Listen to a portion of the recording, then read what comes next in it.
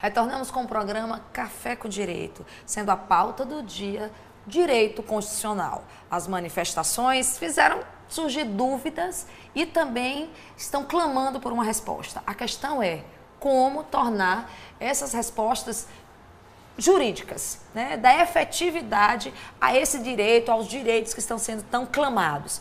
No bloco anterior, a gente estava falando sobre as formas de se alterar a Constituição, né, ou por meio do plebiscito ou referendo. E aí eu brinquei com o nosso entrevistado que, apesar de nós sermos do meio jurídico, o nosso telespectador sente a necessidade do conhecimento mais técnico. E eu, claro, aproveito para explorar um pouquinho o nosso entrevistado, já que ele tecnicamente é um excelente professor e tem didática para isso, para, de forma didática, explicar, né, o conceito dessas formas mesmo de alterar a nossa Constituição. Muito bem, se a gente fosse dividir a questão da alteração da Constituição, de rigor nós iríamos falar do poder constituinte derivado por emendas constitucionais.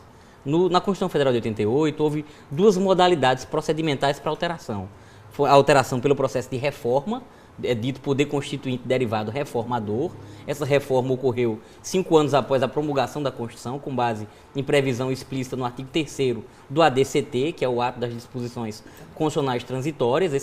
Essa norma tem eficácia exaurida. As normas do ADCT, em geral, são caracterizadas por essa eficácia exaurida, que significa, uma vez realizada a previsão normativa, não há mais necessidade de se repetir processo de revisão. E a reforma à Constituição pelas emendas constitucionais. É o poder constituinte derivado reformador, esse que a gente está habituado a ver se manifestando permanentemente, com tantas alterações na Constituição Federal de 88, aprovando por 3/5 dos votos em cada uma das casas do Congresso Nacional, 4 turnos de votação, 2 turnos em cada casa, para o qual há muitas limitações ao poder de emendar, ao poder de reformar a Constituição, previstas lá no artigo 60 da Constituição. Tanto limitações circunstanciais, que seriam o estado de defesa, o estado de sítio, a intervenção federal, quanto limitações procedimentais, que são as dificuldades formais procedimentais para a alteração do texto constitucional, quanto as famosas limitações materiais, também chamadas de cláusulas pétreas, não é? Que são aquelas do artigo 60, parágrafo 4º. Isso resumiria o processo formal de alteração da Constituição. Mas a gente também tem a possibilidade de mudança da Constituição por mudança de entendimento ou mudança de sentido sem alteração no texto, que é exatamente o processo dito de mutação constitucional. Esse processo de mutação constitucional basicamente desloca o centro da alteração da Constituição do Poder Legislativo para o Poder Judiciário. No nosso sistema é basicamente o Supremo Tribunal Federal, o órgão encarregado de realizar esse processo de atualização sem mudança textual da Constituição por meio do fenômeno da mutação constitucional. Esse é o que a doutrina costuma chamar de poder constituinte difuso. Poder constituinte difuso, não o poder constituinte formal das emendas, não é? Mas a gente está falando aqui de reforma política. Essa reforma política se pretende fazer dando vez à manifestação popular e, portanto, dando ocasião ou criando ocasião para que o povo expressamente manifeste sua opinião. E aí nós temos na Constituição Federal 2 mecanismos de exercício do poder direto pelo povo, que são para essa finalidade de consulta, não é? Que são, respectivamente, o plebiscito e o referendo. O plebiscito é uma consulta prévia. Pergunta-se ao povo sobre como se deve elaborar determinada legislação. As pessoas adotam ou manifestam opções e essas opções devem ser levadas em conta para o processo legislativo. Uma quesitação prévia. Não há aqui, nesse momento, no plebiscito, norma para ser examinada. Não há norma para ser examinada. Uma norma será produzida a partir da manifestação da vontade popular. E o referendo, basicamente, se difere procedimentalmente do plebiscito por ser uma consulta posterior. Portanto, uma consulta de ratificação. O Congresso Nacional realiza o devido processo legislativo e, com norma pronta, se submete a essa norma à aprovação popular. Se submete essa norma à ratificação pelo referendo. O povo concorda ou não com a legislação já posta. Não é? Então, no plebiscito a ordem é consulta prévia, no referendo a ordem é consulta a posteriori. A ordem temporal. Não é? Um é consulta prévia, o outro é consulta posterior, de ratificação. Independente dessa ordem, mas na medida que, no caso da consulta prévia, que a população ele determina o que ele deseja, né, o que ele aceita, isso retorna a uma possibilidade de manipulação quando na norma, né? E o inverso, quando já vem a norma pronta para a população dizer se aceita ou não, depois retorna a população não aceitando. Ainda há alguma interferência do legislador? Muito bem, muito oportuna a sua pergunta. O grande perigo do plebiscito e da reforma que se pretende fazer por plebiscito é exatamente esse. A população vai manifestar suas escolhas em relação às questões que lhes forem formuladas. Entretanto, isso de fato não ultima o processo legislativo. É possível que não termina o processo legislativo. É possível que entre a escolha popular e o texto legislativo ulterior, que resulte aprovado depois de galgadas as etapas do devido processo legislativo constitucional, acaba ocorrendo distorções. A legislação não sai exatamente como a população desejou. É muito difícil, inclusive, encontrar um consenso na própria população sobre como essas instituições devem ser construídas e como o processo político deve acontecer. No referendo, o problema é o inverso. A norma posta para concordância ou discordância também vem pronta. E aí questões podem ser deixadas de fora. Alguns aspectos que são reputados relevantes pela comunidade, pela população, podem não ter sido expressamente tratados ou podem ter sido tratados em maior ou menor intensidade. Então, tanto o plebiscito quanto o referendo têm vantagens e desvantagens procedimentais. Aí eu te pergunto, mesmo com esse gigante que acordou e que eu espero que não volte nem a tirar um cochilo, a nossa população, ela tem condições, aí eu falo condições técnicas, de conhecimento, para poder ser consultada sobre esses temas? Essa é uma pergunta... por exemplo, uma pergunta tipo, tem direito a pode ou não reeleição? É uma coisa bem objetivo, né? Mas tem outras questões de financiamento de campanha, se é misto. Como a população pode ser, né, manipulada, ou se tem condições mesmo de conhecimento técnico, né, para poder dar essas respostas? Infelizmente, a gente tem que reconhecer que, em se tratando do tema reforma política, há, claro, muitas perguntas que a população terá bastante dificuldade de compreender conceitualmente do ponto de vista jurídico e, consequentemente, de responder com maior grau de consciência, saber precisamente sobre o que está respondendo. Por exemplo, o tema voto distrital misto, sistema proporcional, sistema majoritário, a sistemática das coligações. Não é uma parcela significativa da população brasileira que tem afinidade teórica com esses temas. E essas questões serão perguntadas e a gente não consegue prever que tipo de resposta teremos. Eu quero repetir aqui, Sheila, aquilo que já ponderei no início da nossa conversa, que o que eu sinto das manifestações e dos protestos e desse processo de mobilização popular é muito mais uma vontade de transformar as instituições do que uma vontade de transformar as leis.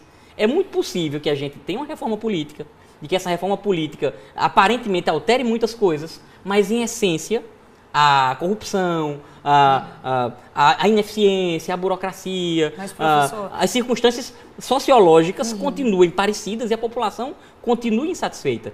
A gente precisa combater defeitos estruturais do país, entre os quais a falta de educação, o déficit educacional brutal de grande parcela da nossa população, a lentidão e a ineficiência das instituições, a corrupção.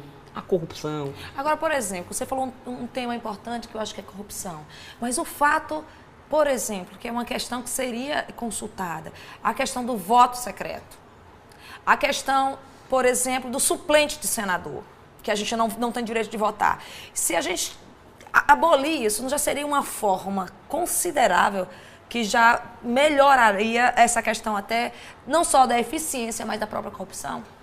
Concordo com você.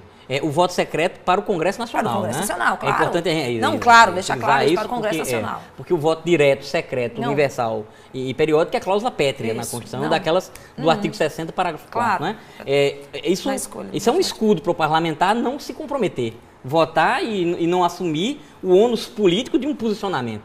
Alguém que precisa representar uma gama expressiva de votos que o legitimou a exercer o poder, precisar estar se mascarando sem externar suas posições e sem arcar com o ônus político que sua posição gera. Não é? Então a gente precisa que o parlamentar tenha de fato coragem de expor publicamente suas ideias, de sustentá-las. Eles inclusive têm a imunidade material, a imunidade parlamentar material, que é a irresponsabilidade por esse tipo de manifestação, de pronunciamento, de voto, de opinião. O parlamentar está protegido constitucionalmente para exercer livremente o seu mandato. É importante que se faça com o máximo de transparência. Então eu sou a favor do fim do voto secreto para parlamentar, acho que é realmente um avanço. Assim também, todas as questões que foram sugeridas pelo Executivo para pautar o plebiscito são questões relevantes. São questões relevantes e urgentes e ensejarão mudanças expressivas no nosso sistema político, sem dúvida. E a gente não pode esperar também que a transformação se dê numa virada de cabeça instantânea, que a transformação seja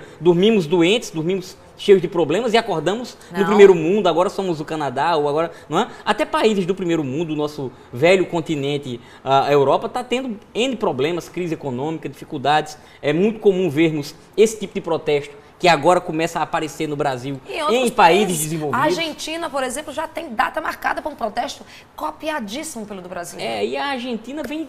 O povo argentino, especialmente em Buenos Aires, a gente vem assistindo manifestações com muita frequência. Para eles, isso é usual. É muito comum se verem panelaços, se verem manifestações na Argentina. O povo vai às ruas. Aqui no Brasil, a gente está, de fato, começando a ir às ruas. E isso é muito importante, a população dizer, isso também é minha responsabilidade e eu quero que os políticos vejam que nós estamos insatisfeitos e queremos mudança. Não é? Essa mudança é um processo, é uma longa caminhada, mas nem por isso a gente vai ficar desanimado de darmos o primeiro passo e continuarmos. Tantos passos a seguir. Por exemplo, é legítima essa manifestação, é legítima essa, por exemplo, as pessoas saírem na rua para se protestar nessa sequência que está sendo? E outra coisa, e qual é o papel do Exército ou da polícia diante disso, já que a gente está vendo aí também muitas agressões físicas, aí algumas invasões, né, de propriedade privada? Como a Constituição ela legitima esse tipo de manifestação? Perfeito. Excelente pergunta e acho que é uma oportunidade até que você me dá de fazer um esclarecimento que tenho feito nas palestras, tenho feito nas salas de aula por onde tenho andado acerca desse tema. Do ponto de vista constitucional, o direito de protestar é absolutamente assegurado. Nós temos esse direito basicamente centrado em dois pilares. Um é a liberdade de manifestação de pensamento, liberdade de expressão, de manifestação de pensamento. O outro é a liberdade de reunião, que é uma liberdade de manifestação de pensamento de modo coletivo, não é? Todos podem reunir-se pacificamente, sem armas, etc. E, ao mesmo tempo, expressar e mobilizar-se em busca de determinadas mudanças que a sociedade reclama. Além de estarmos num Estado democrático de direito, onde a participação do povo deve ser sempre bem-vinda. Agora, nenhum direito ou garantia fundamental é absoluto. E nem deve ser utilizado como apanágio para a ilicitude, como apanágio para a desordem, como apanágio para o vandalismo. E isso a Constituição não protege, isso a Constituição não legitima, os excessos devem ser coibidos, a ordem constitucional deve ser mantida e a população não pode ficar refém de vandalismos ou de violências ou de grupos que são inclusive minoritários. Né? Claro. A gente tem que reconhecer que são pequenas maçãs que não podem estragar a legitimidade do cesto inteiro de maçãs. É preciso que a gente, inclusive, a massa que é pacífica, a massa que está bem intencionada, que está politicamente consciente, comece a rejeitar esse tipo de excesso, esse tipo de violência, esse tipo de agressão que desvirtua a legitimidade do processo, que desvirtua a licitude da atuação e que acaba saindo e tendo um destaque, desfocando os temas. Nós queremos mudanças importantes, não queremos pontos de ônibus quebrados. Nós queremos mudanças importantes na sociedade, não queremos vidraças quebradas. Nós queremos mudanças na sociedade, não pessoas atingidas por pedras ou polícia atacada ou gritos, não, em absoluto. Nós queremos que o Estado brasileiro de fato seja transformado e o povo está trazendo para si a responsabilidade por esse processo. Isso é o que de correto, o que de bonito fica de todo esse processo de manifestação. Professor, aí eu pergunto, essa manifestação a gente quer mudança. Agora, como concretizar essa mudança vai ser a pergunta que o senhor vai responder no próximo bloco. Já já a gente volta com Café com Direito.